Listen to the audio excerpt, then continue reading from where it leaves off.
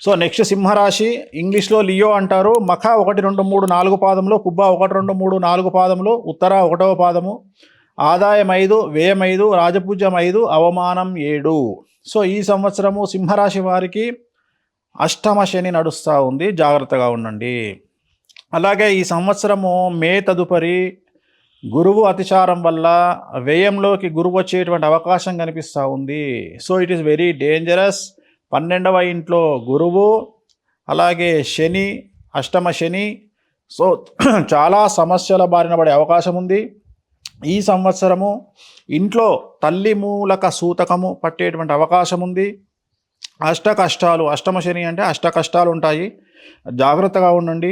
So ఈ సంవత్సరము ప్రారంభంతో కూడిన పోరాటం అనేటువంటిది కనిపిస్తూ ఉంది. నేత్రపీడ, మందత్వము, నిరుత్సాహం కలుగును, అవమానాలు చాలా ఎక్కువ కలుగుతాయి. ఎందుకు అంటే సమాజంలో మీరు అనుకున్నది జరగకపోతే ఏమవుతుంది, సమస్యలు వస్తాయి, బాధపడతారు, డిప్రెషన్ ఉంటుంది.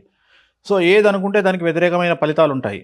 చిత్రరంగము, సినిమా రంగం అంటే నటులు, కళాకారులు, విద్యార్థులు, క్రీడాకారులు, తర్వాత వ్యవసాయదారులు, తర్వాత కాంట్రాక్టర్లు, తర్వాత ఉద్యోగస్తులు, అలాగే ప్రభుత్వ ఉద్యోగస్తులకు ED, income tax, sales tax, commercial tax, అసలు చాలా సమస్యలు వస్తాయి, జాగ్రత్తగా ఉండండి. మరీ ముఖ్యంగా స్త్రీలకు ఈ సంవత్సరం సమస్యలు వచ్చే అవకాశం ఉంది. యూట్రస్ రిలేటెడ్ ఇష్యూస్ ఉంటాయి, థైరాయిడ్ సమస్యలు ఉండే అవకాశం ఉంది.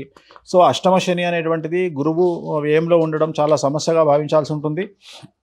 ఈ సంవత్సరం కనుక తీసుకుంటే సింహరాశి వారికి నివారణ మార్గాలు అంటే రెమెడీస్ ఏమిటి అంటే, మంగళ, గురు, శనివార నియమాలు పాటించండి. అంటే మంగళవారం నాడు రెడ్ కలర్ బట్టలు వేసుకోవాలి, గురువారం ఎల్లో కలరు, శనివారం ఎల్లో కలర్ బట్టలు వేసుకోండి. అలాగే ఈ 3 వారాల్లో మీకు వీలైన వారము ఒక పూట భోజనం చేస్తూ ఒక పూట టిఫిన్ మాత్రమే చేస్తూ ఉండడము ఈ నియమం అంటారు. అలాగే తిరునల్లార్ శనీశ్వర ఆలయంలో ప్రత్యేకమైన శని పూజ నిర్వహించడం ద్వారా సమస్యల నుండి బయటపడతారు.